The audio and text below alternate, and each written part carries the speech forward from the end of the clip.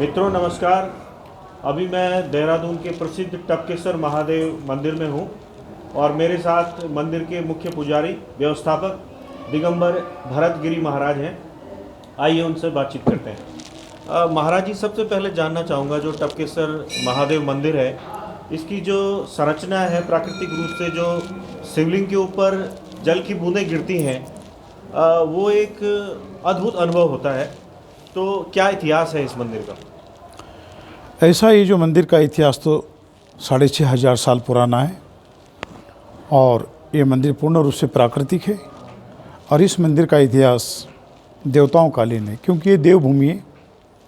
जिस दौरान देवता लोग इस देवभूमि पे जागृत अवस्था में रमण भ्रमण किया करते थे, उस दौरान देवता लोग इस गुफा में आके भगवान शिव का ध्यान किया करते थे। जब जब देवताओं पे कोई संकट आया, कोई विपदा आई, तब वो सब यहाँ भगवान शिव की शरणागत हुए और भगवान शिव का ध्यान किए। जब जब देवताओं पे भगवान शिव की कृपा हुई, तब भगवान शिव ने भूमार्ग से धरती से प्रकट होकर, जो शिवलिंग है वहीं से प्रकट होकर देवताओं को देवेश्वर के रूप में दर्शन दिए और अनेकों बार उनका कल्याण किए।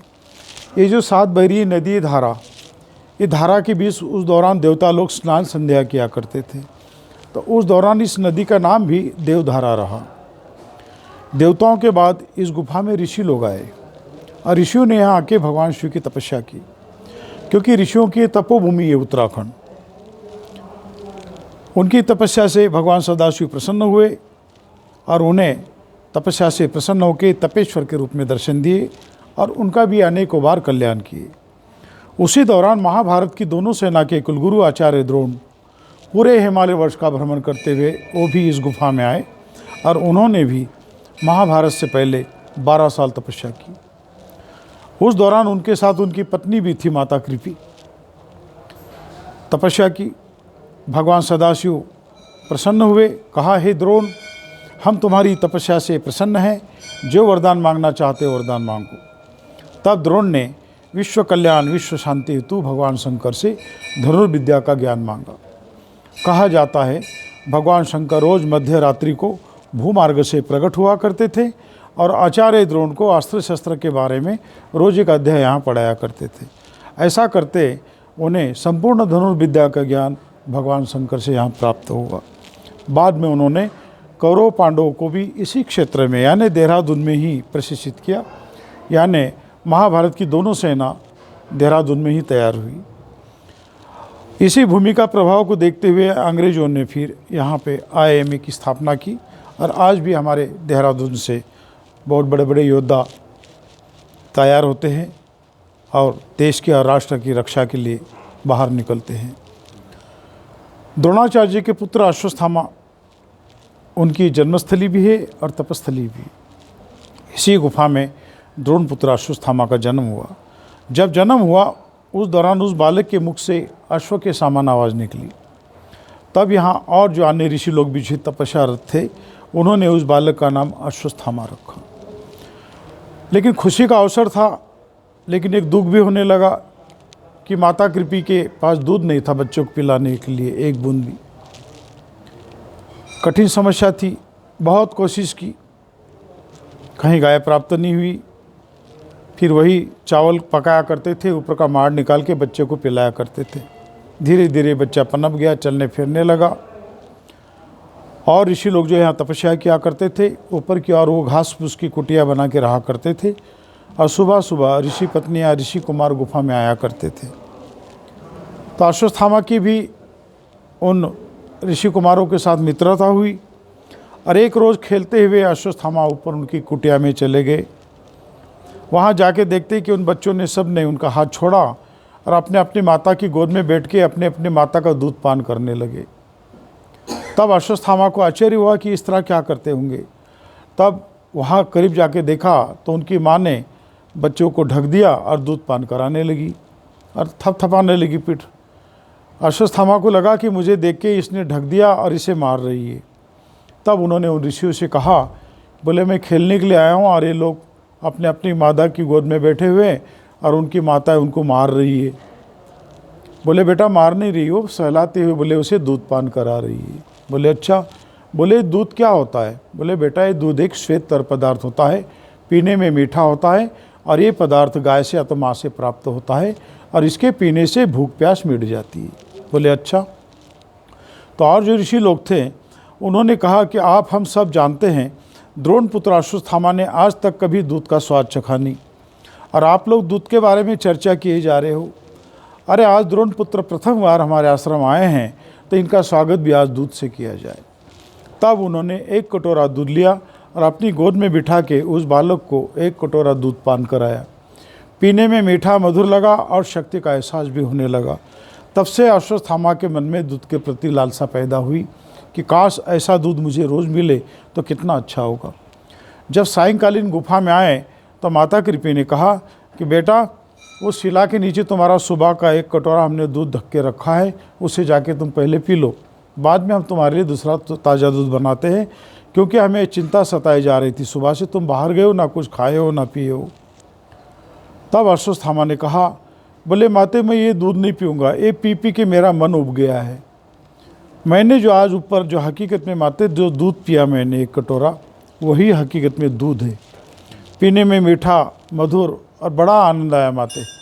तब माता कृपी के आंखों से आंसू निकलने लगे कि मैं इसकी माता होने के बावजूद भी मैं इसकी इच्छा पूरी कर नहीं पा रही हूँ। हे प्रभु कैसी मेरी परीक्षा की घड़ी, अब मैं इसे सच बोलूँ कि झूठ बोलूँ। उसी दौरान द्रोण आए। द्रोण ने कहा क्या बात है प्रिय? बोले स्वामी अब हमारा बेटा बड़ा हो चुका है, अब ये दूध और पानी को भी जानने लगा है, अब इससे अधिक झूठ बोलना ठीक नहीं होगा, कृपा करके आप अश्वत्थामा के लिए कहीं से दूध की व्यवस्था करें। तब द्रोण बोले हे प्रिय मुझे एक प्रसंग याद आ रहा है, जिस दौरान हम तपस्या के लिए हिमालय की ओर प्रथम बार प्रस्थान किए थे, उस दौरान आधे रास्ते विदा करते हुए हमारे मित्र सखा द्रौपद ने हमें वचन दिया था कि आपको तपस्या के दौरान कोई भी ज़रूरत महसूस हो, ज़रूरत पड़े, आप मुझे याद करना, आपकी ज़रूरत पूर्ण हो जाएगी, क्योंकि मेरे सिपाही घुड़सवार जो तो आएंगे और आपकी ज़रूरत पूरी करेंगे। द्रोण बोले प्रिय मैंने आज तक तो उससे तो कुछ मांगा नहीं, हमने जैसे तैसे समय व्यापन कर लिया, लेकिन आज हकीकत में अश्वत्थामा के लिए गाय की ज़रूरत मुझे भी महसूस हो रही है। और अब सुनने में आया एक मुसाफिर ने मुझे बताया कि हमारा मित्र सखा अब राजा बन चुका है। तो इसी खुशी बड़ी खुशी हुई और मैं इसी बहाने हस्तिनापुर की ओर प्रस्थान करता हूँ। काफ़ी सालों से मिला नहीं, मिल भी लेता हूँ, गाय भी ले आता हूँ और उन्हें राजाभिषेक के उपलक्ष्य में बधाई भी दे आता हूँ। द्रोण वहाँ पहुँचे, राजन को बधाई दी और अपना तपस्या का वृत्तांत सुनाने लगे। राजन परेशान हुए कि जब से आया है तब से भगवान शिव शिव गाया जा रहा है, बड़ी कृपा है इस पर। अरे बस कर बोले द्रोण, बस कर। जब भगवान शंकर इतने दयालु और कृपालु है तो उन्हीं कंदराओं में चले जाओ, वहाँ जाके और तपस्या करो, भगवान शिव की और कृपा होगी, गाय प्राप्त होगी, भगवान शंकर दूध प्रदान करेंगे। जब इतना सब कुछ भगवान ने किया, तुम्हें अश्वत्थामा नामक पुत्र प्राप्त हुआ, तुम जंगल जंगल घूम रहे थे, तुम्हें ऋषि के रूप में भगवान शंकर ने उस गुफा के बारे में तुम्हें बताया, तुम वहाँ पहुँचे, तुमने तपस्या की, तुम्हें भगवान शंकर से अस्त्र शस्त्र का ज्ञान प्राप्त हुआ। अरे बोले हम कहाँ राजा, तुम कहाँ भिक्षुक ब्राह्मण? अरे लेन देन तो बोले बराबरी वालों के साथ होती है द्रोण। राजा बनने पे द्रौपद को अभिमान हुआ था और उन्होंने गाय देने से मना कर दिया। द्रोण निराश होकर इस गुफा में आए। गुफा में आते ही आकाशवाणी हुई कि हे द्रोण निराश ना हो, अश्वत्थामा भगवान शंकर का दिया हुआ प्रसाद है, उसकी रक्षा स्वतः शंकर भगवान करेंगे। अश्वत्थामा से कहे कि वो भगवान शिव की तपस्या करे। तब अश्वत्थामा ने इसी शिवलिंग के सामने भक्ति योग हठ योग के साथ तपस्या आरंभ की। हे भगवान जब तक आपके दर्शन नहीं होंगे तब तक मैं यहाँ से हटूंगा नहीं, और जब तक मुझे दूध प्राप्त नहीं होगा तब तक मैं एक पाँव धरती पे रखूँगा नहीं। तपस्या करते करते 6 मास व्यतीत हुए। पूर्णमासी का दिन है, तपस्या पूर्ण होने की ओर है। उसी रोज़ भगवान शंकर ने उन्हें पूर्ण रूप से भूमार्ग से प्रकट होकर साक्षात दर्शन दिए। देखते ही देखते गुफा ने गौ के थन का आकार लिया।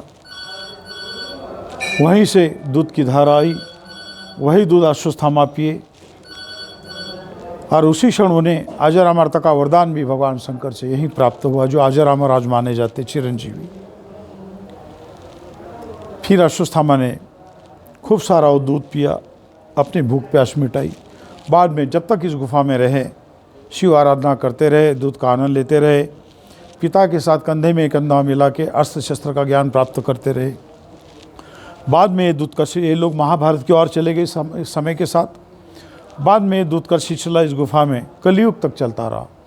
तब तक ये शिवलिंग दुधेश्वर के नाम से विख्यात रहा। कलयुग के लगते ही उस दूध का गलत इस्तेमाल होना, भगवान का नाराज होना और वो दूध था वो पानी रूप में बदल जाना। तब से लेकर आज तक हजारों सालों से इस स्वयंभू शिवलिंग के ऊपर गुफा से प्राकृतिक रूप से जल की बूंदें टपकती है और इनका अखंड अभिषेक रात दिन होता रहता है। जल टपकने के कारण आज ये शिवलिंग को टपकेश्वर के नाम से जाना जाता है और इनका इतिहास लगभग 6,500 साल पुराना है। धन्यवाद महाराज जी, बहुत विस्तृत ढंग से आपने सारी जानकारी दी। इतनी जानकारी शायद हमारे दर्शकों को नहीं थी। कुछ चीज़ें और भी जानना चाह रहा हूँ धर्म के बारे में। जिस तरह से आप दिगंबर कहलाते हैं, इसी तरीके से हम कुछ लोगों को महंत सुनते हैं, गिरी सुनते हैं। तो क्या ये अनुभव के आधार पे लंबे समय तक तप करने के आधार पर इस तरह का जो दिगंबर रखा जाता है नाम या गिरी रखा जाता है, इस तरह का कुछ होता है? 108 भी हम सुनते हैं कि 108 महाराज, ये क्या चीज़ है? ऐसा है, जब शंकराचार्य जी ने अपने 4 शिष्यों को 4 दिशाओं में बिठाया था, जो 4 हमारे जो मठ जो कहलाते हैं, सिंगीरी, द्वारिका है, ये जितने भी मठ हैं हमारे, तो वहाँ पे शंकराचार्य जी है और ये शंकराचार्य से ही हमारी सन्यासियों की परंपरा चल रही है। तो उस दौरान शंकराचार्य जी ने अपने शिष्यों को और सब साधुओं को जो तो एक दायित्व दिया था अपने धर्म की रक्षा के लिए। तो दिगंबर का मतलब होता है वो वस्त्र धारण नहीं करता है, दिगंबर कहलाता है। उसे दिगंबर की पदवी दी जाती है। पहले महापुरुष के रूप में रहते, भगवे वस्त्र देते हैं। जब यकीन होता है कि भाई ये अपना गुरु की आज्ञा की पालन करेगा और हमारे आश्रम का निर्वाह करेगा, नेम का पालन करेगा, अरे साधु बनाने के लायक है। तो उस दौरान फिर हरिद्वार कुंभ के समय तो वहाँ पे हम लोगों की एक विधि भी होती है, अग्नि संस्कार होता है हमारा। जैसे मरने के बाद जो तो दाह संस्कार होता है, तो हमारा जो अग्नि संस्कार होता है, तो उसमें अग्नि को साक्षी दे के हम लोगों को मंत्र दिया जाता है। कान में गुरु से मंत्र मिलता है हमें, और उसी दौरान हमें अग्नि वर्ण के हमें भगवे वस्त्र भी दिए जाते हैं। पहले हम ब्रह्मचारी रहते हैं, वस्त्र दिए जाते हैं, जनेऊ धारण करा जाता है, और तब हमें जो तो ये दिगंबर की जो तो पदवी मिलती है। हम लोग दिगंबर हुए, नागा हुए, यानी एक हम फौजी हुए, ठीक है ना, फौजी हुए। तो उस दौरान धर्म की रक्षा के लिए फौज भी थी, तो नागाओं की फौज भी हुआ करती थी। तो नागा लोग फिर उस दौरान अस्त्र शस्त्र का भी ज्ञान रखा करते थे। तो फौज है, तो धर्म के लिए जो काफ़ी लड़ाइयाँ भी हमारे महात्माओं ने, नागा सन्यासियों ने लड़ाइयाँ भी लड़ी। तो ये हुए दिगंबर, है ना, भस्म धारण करते हैं। लेकिन हम लोग आज समय भी काफ़ी परिवर्तन आ चुका है। पहले पुरानी बातें कहानियों में और सुनने में अच्छी लगती है, लेकिन वर्तमान हम लोग आज समाज में रहते हैं, तो समाज में रहना तो सभ्यता से रहना पड़ता है। तो कुंभ के दौरान आप लोग आएंगे, तो उस दौरान हम भी जाते हैं, तो सारे वस्त्र हम त्याग देते हैं और पूरे शरीर में हम लोग भस्म लगाते हैं और गंगा माँ के दर्शन के लिए, स्नान के लिए जाते हैं। और गंगा माँ भी आंखें लगाए, टक लगाए बैठती है कि कब ये नागा सन्यासी, अरे महापुरुष सन्यासी लोग, ऋषि लोग आएंगे और मुझे पवित्र करेंगे। तब ये तपस्वी लोग जाते हैं, गंगा में स्नान करते हैं। माँ गंगा भी पवित्र होती है और सन्यासी महात्मा भी अपने आप को पवित्र समझते हैं। तो उस दौरान नागा सन्यासियों का दर्शन आपको कुंभ में होगा। और जो 108 होते हैं, जो परिपक्व जो महात्मा होता है, आज मैं हूँ, अब मुझे भी यहाँ पे 26-27 साल का अनुभव है। बाकी जो नए हैं, तो यहाँ का जो मेहनत का पद दिया जाता है, जो परिपक्व जो बनता है, पूर्ण रूप से वो सभी तरह का ज्ञान रखता है, उसी व्यक्ति को मेहनत बनाया जाता है। उसी व्यक्ति को मेहनत बनाया जाता है, उसी पे जवाबदारी दी जाती है ताकि ये निर्वाह पूर्ण रूप से कर सकेगा। जितना समाज है, समाज को मार्गदर्शन कर पाएगा, और जितना साधु समाज है, हमारा जो परिवार है, हाँ, तो इनका भी वो लालन पालन करेगा और इनका भी संरक्षण पूर्ण रूप से कर पाएगा। उसी व्यक्ति को मेहनत बनाया जाता है और उसे एक पद दिया जाता है, जो पूर्ण होता है ना, जैसे रुद्राक्ष की माला होती है वो पूर्ण होती है, तो उसके अंदर भी 108 मन का होता है। तो 108 मन का जो होता है तो वो होती है पूर्ण पृथ्वी की परिक्रमा होती है। एक माला हम जब करते हैं, और जब माला का जो बाद में लास्ट में एक दाना आता है, सुमेर 9वां होता है, वो धरती का सेंटर होता है। एक माला हमने की ना, तो हमारी धरती की पूरी परिक्रमा हुई, समझ लेना, एक माला, तो वो होता है। तो एक माला की जो उपमा है पूर्ण रूप से, उसी तरह 108 महंत श्री कृष्णागिरी जी महाराज, तब ये उपमा उनको दी जाती है। जैसे मंत्रियों को भी चीज़ें उपमा दी जाती है, हर किसी को, विधायक को, सबको नहीं दी जाती।